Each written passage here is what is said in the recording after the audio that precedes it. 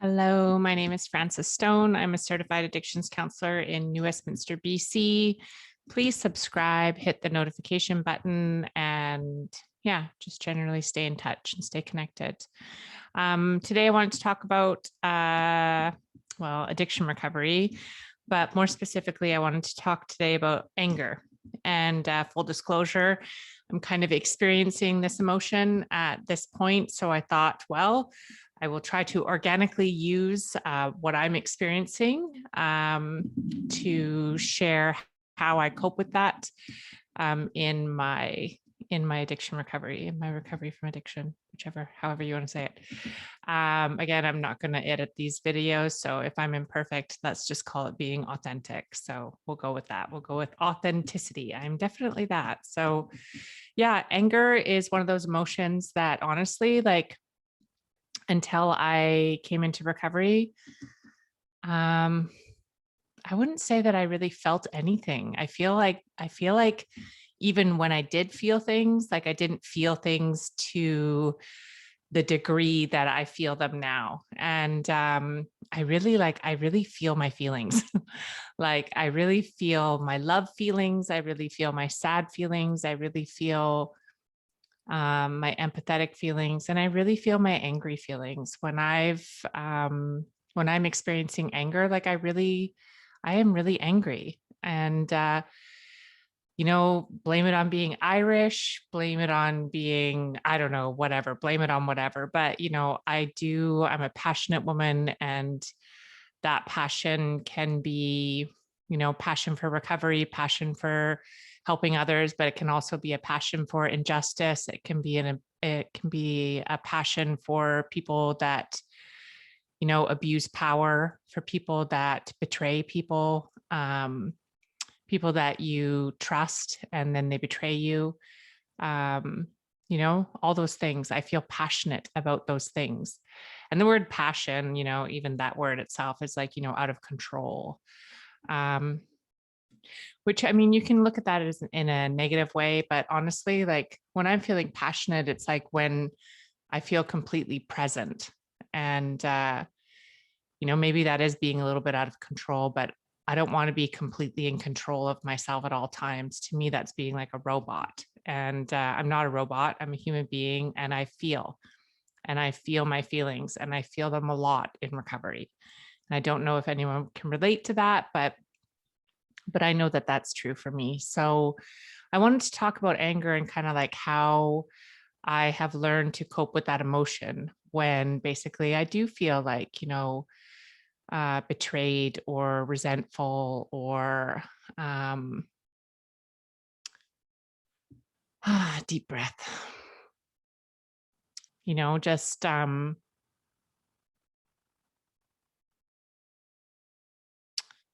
just sad. Really, at the core of anger really is a great sadness or a great fear. And when it comes to the anger that I'm experiencing personally right now, I am experiencing sadness as well. And I'm also experiencing fear.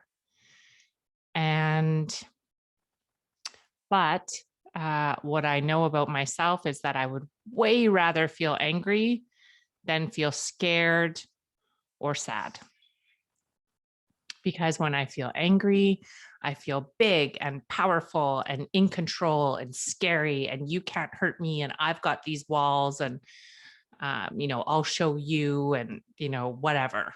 Like I feel bigger than I am.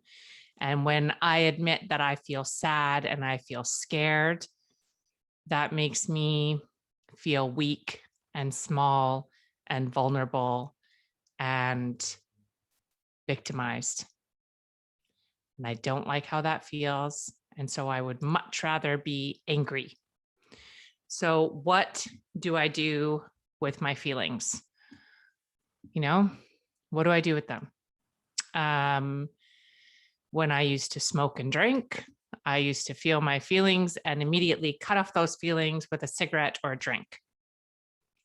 And, and just stuff them down and suppress them and tell myself that, it didn't matter, and delete. And whatever I did to tell myself to just shut down the feeling. And it's kind of like almost like a jack in the box where you stuff all these feelings constantly into this box. And then in recovery, it's like they all pop out. It's like, and they're just like this crazy like pop out thing where, you know, you're trying to stuff them back in there. Like, could you just like one at a time come out, not just like all of them at once? And it's a process. It's a process.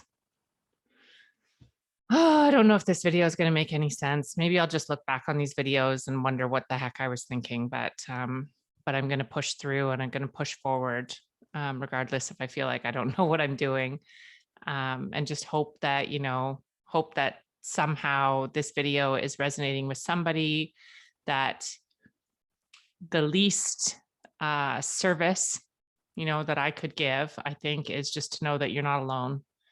That if you're feeling like your feelings are out of control and that you're just trying to figure out ways to cope with them and manage them, that you're not alone. You're not the first person to feel feelings and feel overwhelmed and out of control and,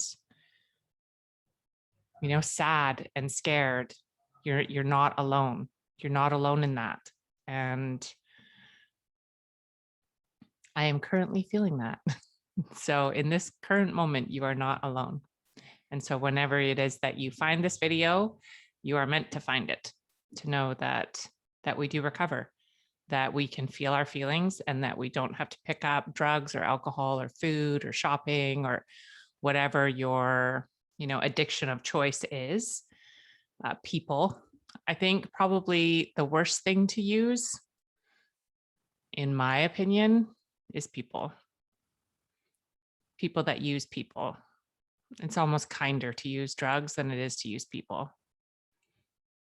I think that's, but then that's, you know, then that's on the people too, because in a sense, you know, without boundaries, healthy boundaries, then, you know, we set ourselves up, and I include myself in this. We set ourselves up. I set myself up. I set myself up to be hurt and to be betrayed and to be used when I don't practice healthy boundaries. And that sucks. But that's on me. And so I do think that there is a great, big, humongous connection between boundaries and anger. And having boundaries in our life protects us from things that make us angry. For the most part, you know, there are things that that just happen, that are, you know, that we are victimized and we have no control over them. And there are things that we invite into our lives that end up hurting us and make us feel angry and betrayed. And that, in this current situation, that's on me, and that's on me for not having and practicing healthy boundaries and learning once again how that feels when I don't. So this video is getting really personal now. This is the thing, is that usually in my sessions and in my work, I do share a lot about myself and what's going on for me. And I don't know if that's going to work on YouTube. So we'll see, but it's usually not quite so public. So it's a bit different. But how do I cope with anger? How do I cope with the anger that I'm feeling today? Well, basically, I talk about it. First of all, you know, like I talk about it. And the thing about anger is that basically there's like, some people say there's like 5 stages of grief. And, you know, if beneath the anger is like a sadness or a fear, you are going through stages of grief. There, to that sadness is a fear, is a sadness, it's a loss, right? And so I'm currently experiencing a lot of anger about a loss and a loss of connection. And for somebody that struggles with abandonment as one of my, you know, most prevalent wounds, when I feel that loss of losing a sense of connection with another person that I trusted, that triggers my feelings of abandonment. and that triggers that wound. And it doesn't matter. It's not about the person. It's not that this person, is so powerful or means so much to me, or, was the one or anything like that. It's that I began my life with an abandonment wound, and the loss of connection with them triggers that wound. So what do I do with the feelings of anger? I talk about them. Something that I do that's probably really weird is I text myself, because I don't want to, okay, I'll just say it, but I don't want to embarrass myself by texting the person. But I have so much to say, and I have all these feelings, and I have all these thoughts. And so I text myself my feelings and thoughts. I mean, other people text their friends. I feel like I have so many thoughts that my friends would probably be a little bit overwhelmed by that. But basically, I mean, there is an exercise where you like write somebody a letter. So I guess for myself today, when I was experiencing this, I was writing myself a letter through text messages of, the things that I would like to say to this person, but I'm not going to. And I'm not going to, because I feel like they have taken enough of my dignity, and I would like to be able to salvage as much as possible. So I'm not going to do that to myself. Also, like, am I actually going to put this on YouTube? Like, really?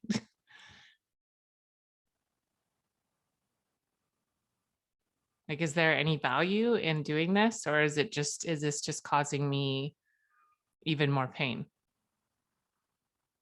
to now not only experience this pain with this person, but also expose that wound to everybody else to see?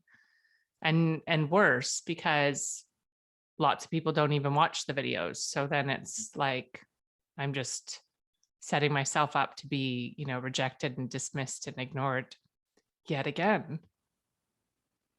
So what is the point of that? I don't know.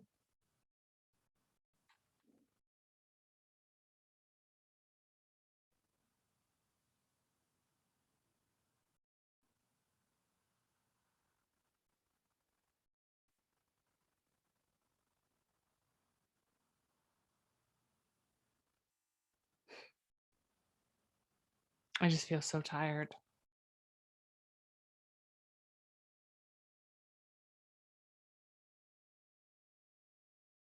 I feel so tired.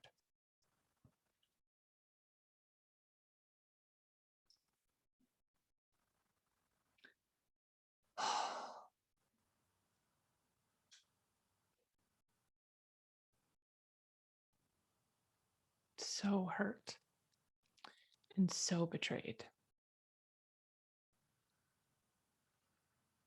So much pain.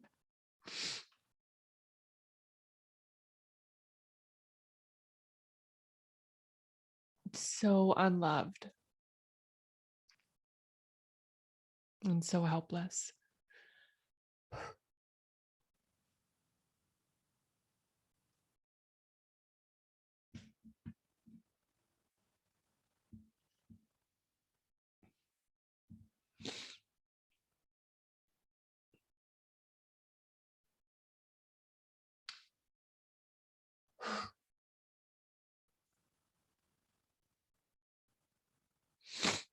And yeah, who wouldn't rather feel anger than that?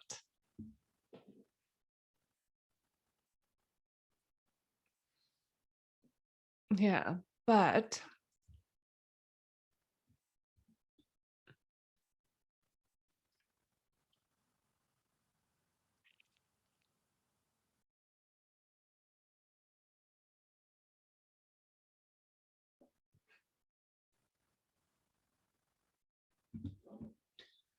I'll be okay. I will recover. I will stay sober. I will feel my feelings and I'll be stronger because of them. And I will, going forward, make better decisions and learn the lesson that this is trying to teach me.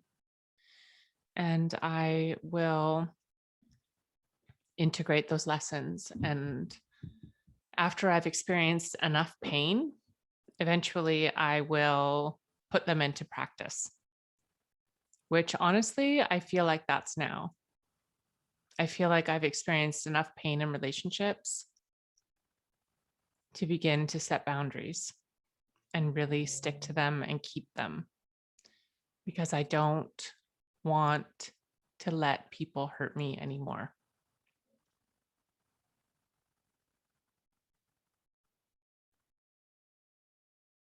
And I let them. They do it, but I let them. And I don't want to let them hurt me anymore. So what did we start out talking about? Anger. Beneath the anger is a deep sadness, a deep fear. And for me, that fear is a fear of being alone. And because of that fear, I will act out and create situations that will basically push people away. And it becomes something that ends up driving all my decisions and directing my life and my choices. And it's unconscious and it's painful. And if you've experienced it, you'll know what I mean. It feels very out of control. So that's my work. I don't know if I should put this video up or not, but I'll pray about it and decide.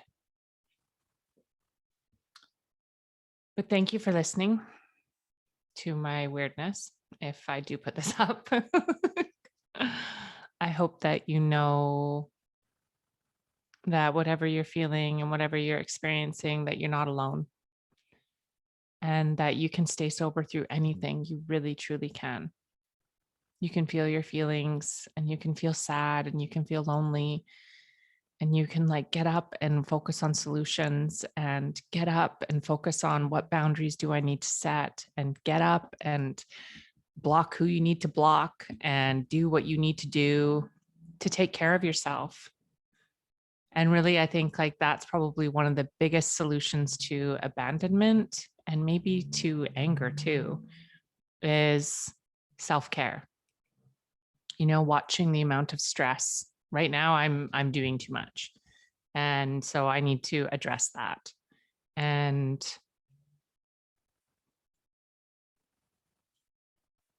I need to take care of myself. I need to love myself.